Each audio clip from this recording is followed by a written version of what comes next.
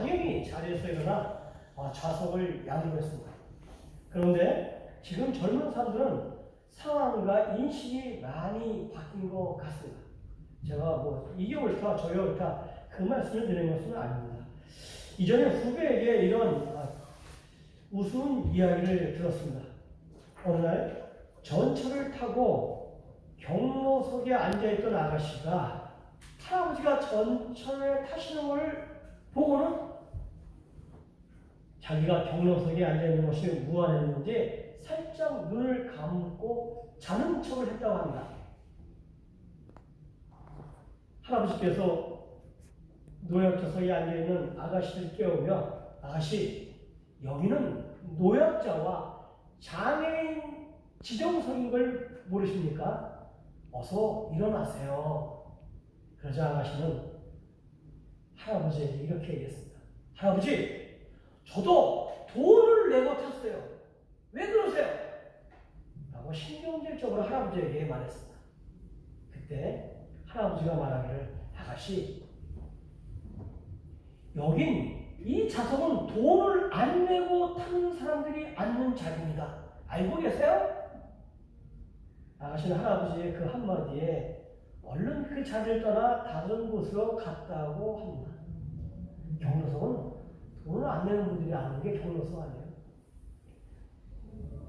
점점 세월이 변하다 보니 우리 주위의 모든 상황과 인식도 변해가고 있습니다.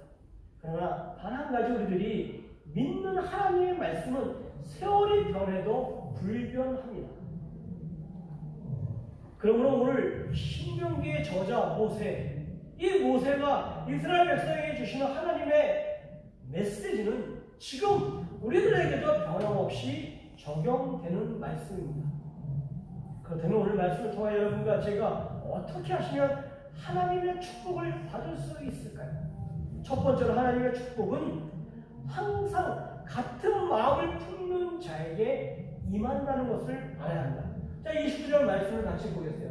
자, 29절 말씀 우리 같이 한국 사람들은 한국말로, 일본 분은 일본말로, 자기가 일본 한국말 관계없으니까 같이 읽어보겠습니다. 자, 다만 그들이 항상 이 같은 마음으로 나를 경외하며 내 모든 명령을 지켜서 그들과 그에서 자기 영원히 복받기를 원하노라. 하나님께서는 모세를 통하여 이스라엘 백성에게 메시지를 주셨습니다. 그 메시지의 요점은 항상 이 같은 마음을 품어라.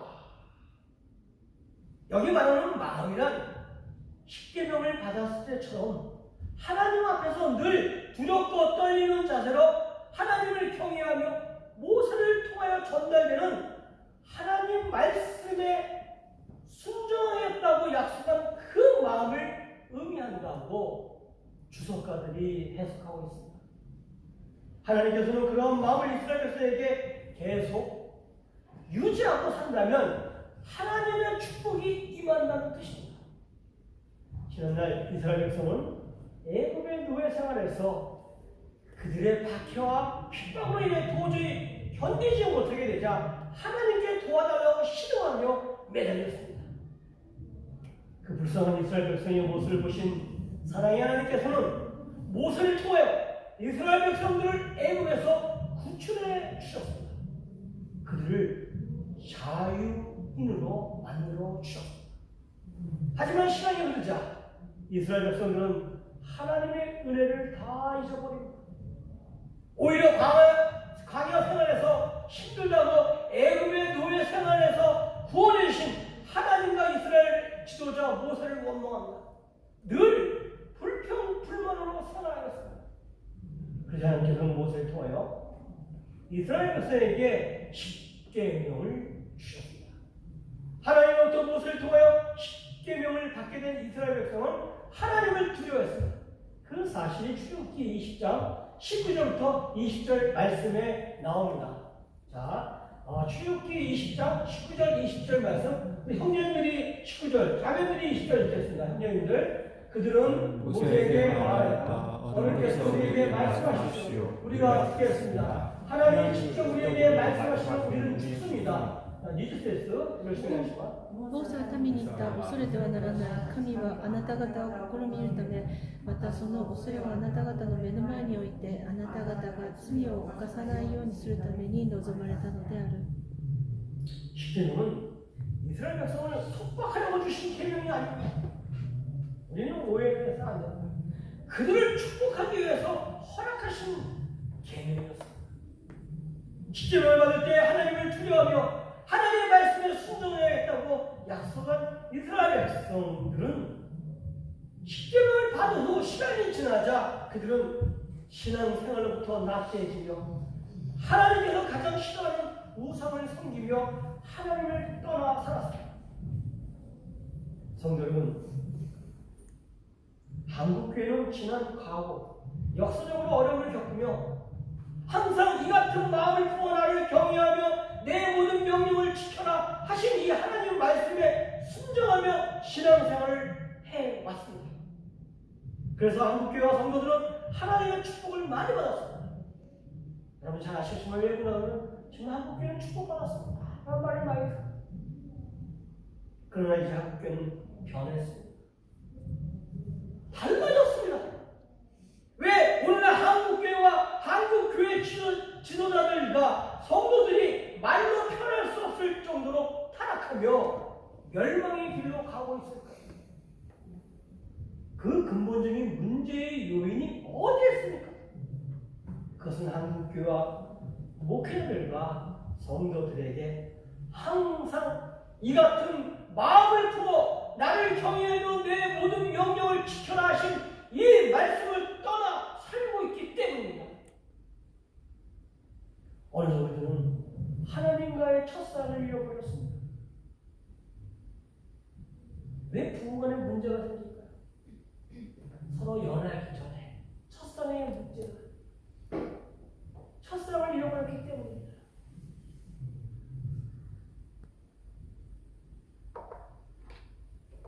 하나님의 첫사랑을 잃어버린다면 그 대가는 우리에게 멸망밖에 없습니다. 하나님께 버림을 받습니다. 요한계시록 2장 1절부터 5절 말씀 보세요. 자, 요한계시록 2장 1절부터 우리 형제님들 다시 한번 1절, 자매님들 2절 말씀을 읽겠습니다. 형제님들 에베소 교회 천사에게 여기서 보내라. 오른손에 7뱀을 주시고 7금 촛대사리를 거니십니다. 말씀하신다. 자, 2세트 私はあなたの技とロークと忍耐とをしている。またあなたが悪い者たちを許しておくことができず、使徒と自称してはいるが、その実、使徒でない者たちを試してみて、偽物であると見抜いたことも知っている。 자, 형제님들 3절 읽겠습니다. 너는 참으로 내 의를 위하여 그날을 견디어내고 낙심한 적이 없다. 자, 여기서 읽겠습니다. 私から愛から離れてしまった。 자, 우리 5절을 같이 읽겠습니다. 그동안 내가 어디서 떨어진 것을 생각해서 회개하고 천천히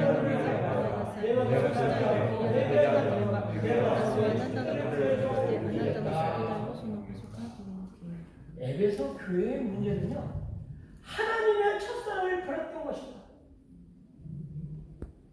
아나타 하지메노 아이까라 하나의 때시마 내가 처음 사랑을 버린 것이다. 그러나 하나님께서는 에베소 교회가 회개하지 않으면 촛대를 기대해서 옮기겠다고 하셨습니다. 교회를 없애겠다고 하셨습니다. 이 시간 모세를 통하여 하나님께서 여러분과 저에게 하나님의 축복을 받으려면 항상 이 같은 마음을 품어 나를 경외하며 내 모든 명령을 지키라 하셨습니다. 성도 여러분, 모세를 통하여 주신 하나님의 메시지, 항상 이 같은 마음을 품어 나를 경외하며 내 모든 명령을 지키라는 말씀을 기억하시며 살아가시기를 주님으로 간절히 부탁드립니다. 다음으로 하나님의 축복은요, 우리의 행함으로 인해 주어집니다. 자, 우리 오늘 본문 말씀 신명기 5장 31절, 33절 말씀 보겠습니다. 자, 31절. 요번에 우리 자매님들이 먼저 읽죠. 그래서 성경인데 33절. 자매님들, 시카시 お前がこのところで私のそばに立て、私はすべての命令と定めと掟とをお前に告げ示すであろう。お前はこれを彼らに教え、私が彼らに与えて得させるうちにおいて、これを行わせなければならない。 자, 성경의 33절. 너희 하나님 여호와께서 너희에게 명하신 모든 것을 행하라. 그리하면 너희가 살 것이요 복이 너희에게 있을 것이며 너희가 찾은 땅에서 너희가 낙이 지리라. 너희 하나님 여호와께서 너희에게 명하신 모든 도를 행하라. 그러면 너희가 살 것이요. 우리의 구원은 인간의 행위로 인해 얻는 것이 절대 아닙니다. 얻을 수 없어요. 행위. 하나님의 은혜로 오직 예수 그리스도를 구주로 믿는 믿음으로 말미암아 우리가 구원을 받습니다. 그런 하나님의 축복은 다릅니다. 하나님의 말씀을 행할 때 나타납니다. 신명기의 저자 모세는 하나님의 축복을 받을 수 있는 중요한 도구로 행하다라는 단어를 선택했습니다.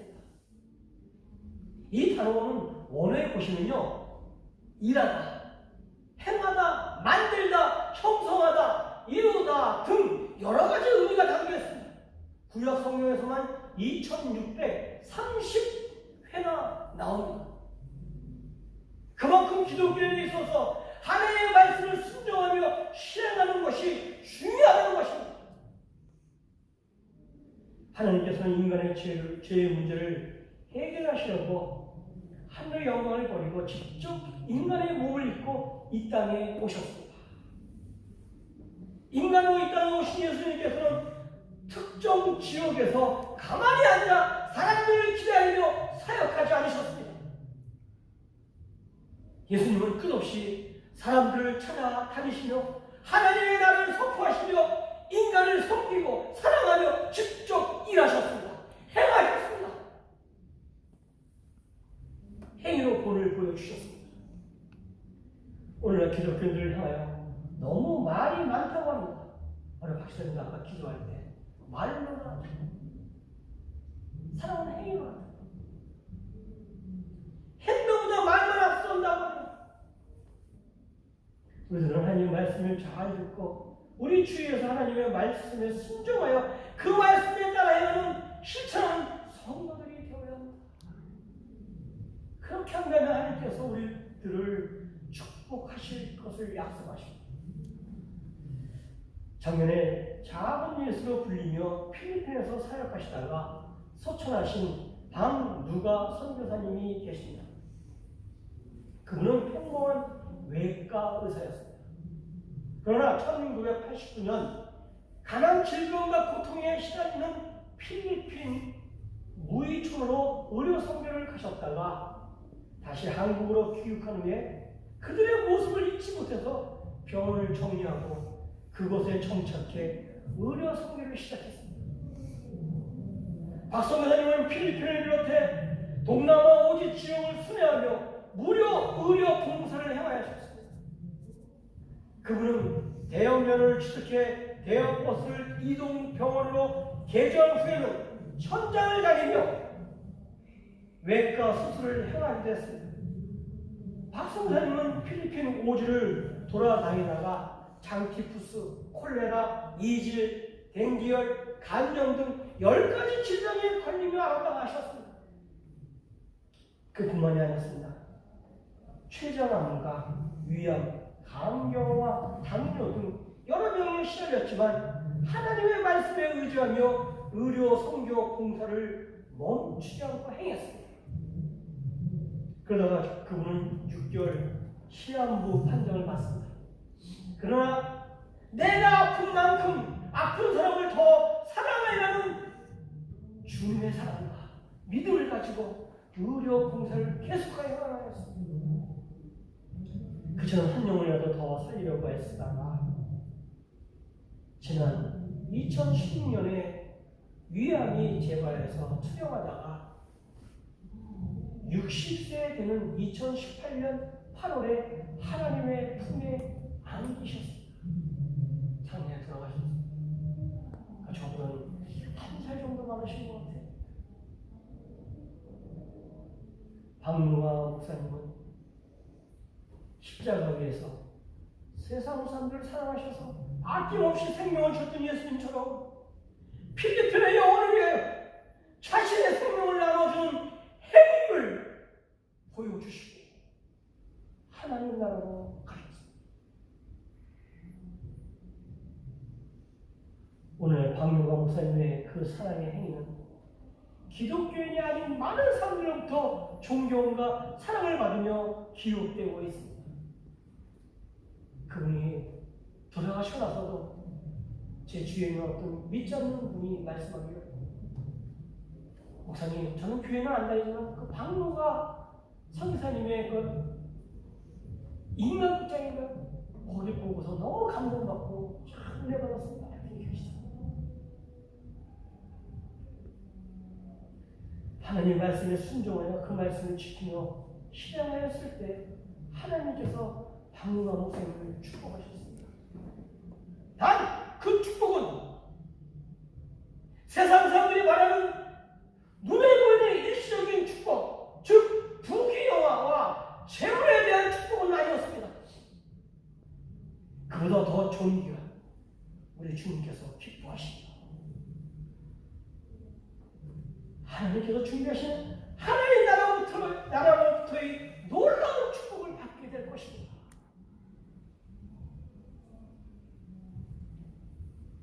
여러분에게 출석하시는 모든 성도님들은 하나님의 모든 명령과 규례와 법도를 알고 실행하여 하나님께서 기뻐하시는 성도의 축복과 하나님 나라에서 준비하신 놀라운 축복을 받으시기를 주님의 이름으로 간절히 부탁드립니다. 끝으로 자랑으로나 치우치지 마시고 하나님 말씀에 따라 행하시면 하나님의 축복이 우리에게 임하게 됩니다. 자, 32절, 33절 말씀 다시 보겠습니다. 우리 형제들 32절, 자매들 33절 읽겠습니다. 형제들, 그런즉 너희에게 하나님께서 너희에게 명령하시되 너희는 상과 행하여 자랑하거나 오르나 치우치지 말고. 우리 33절, 자매님들 あなた方の神主が命じられた道に歩まなければならない。そうすればあなた方が生きることができ、かつ幸いを得て、あなた方の得る地において長く命を保つことができるであろう。 32절에서 하나님은 좌로나 우로나 치우치지 말라고 하나님의 명령한 길을 가라고 하십니다. 그러면 축복하신다고 하셨습니다. 여기서 좌로나 우로나 치우치지 말고 이 말씀은요, 하나님의 말씀만이 모든 인간의 삶의 유일한 정도임을 시사해주는 구절입니다. 그러므로 오직 그분께서 명하신 율법을 쫓아 생각하며 판단하고 행동하는 주님의 명령이십니다. 잠언 4장 27절에도 이런 말씀이 있습니다. 좌로든 우로든 빗나가지 말고 아리송의 발길을 끊어버려라. 세상을 살면서 항상 저 역시 많이 느낍니다만 너무나 우리들에게 유혹이 많습니다. 박사님도 아까 기도를 그런 유혹에 대한 기도를 했지만 너무 유혹이 많아요. 또한 때로는 시험도 너무 많습니다. 그러나 그렇다고 하여 쉽게 좌로나 흔들리지 말고 하나님의 말씀을 견고하게 붙들고 살아가야 합니다. 그러면 세상으로부터 승리하게 됩니다. 미국의 33대 대통령이셨던 트루먼 대통령을 아실 것입니다. 1950년 6월 한반도에 북한의 공산주의자들이 남한을 침범해서 장악하자 그때 매헌장군을 한국에 보내 중국군과 북한을 물리치게 하셨던 대통령입니다. 그는 어렸을 때 재주도 없고 운동도 못하고 누가 조그만 큰 소리를 내어도 우는 겁쟁이 소년이었다고 합니다. 그러한 사람이 미국의 그 유명한 대통령이 되었던 것은 그의 간증에 의하면 좌로나 우로나 흔들리지 않았던 그의 신앙의 힘이었다고 고백했습니다. 그는 어렸을 때 자신은 부족하고 못났지만 하나님이 함께 하시면 못할 일이 없다는 성경 말씀을 굳건하게 믿고 모든 일에 좌우되지 않고 쉽게 포기하지 않았다고 합니다. 그리고 항상 모든 일에 최선을 다했다고 합니다. 그러다 보니까 대통령까지 되었다고 고백했습니다. 지난날 트루먼 대통령을 좌우로나 우로나 치우치지 않게 큰 힘이 되었던 그분의 조언을 선포했습니다. 그 선포 말씀이 이사야서 41장 10절 말씀입니다. 다 같이 한번 우리가 말씀을 읽어볼까요? 일본어 한국어 관계없습니다. 내가 너와 함께 있으니 두려워하지 말라. 내가 너의 하나님이 떨어지지 말라. 너를 따르겠다. 내가 너를 도와주고 내 승리를 거룩하게 세워주리라.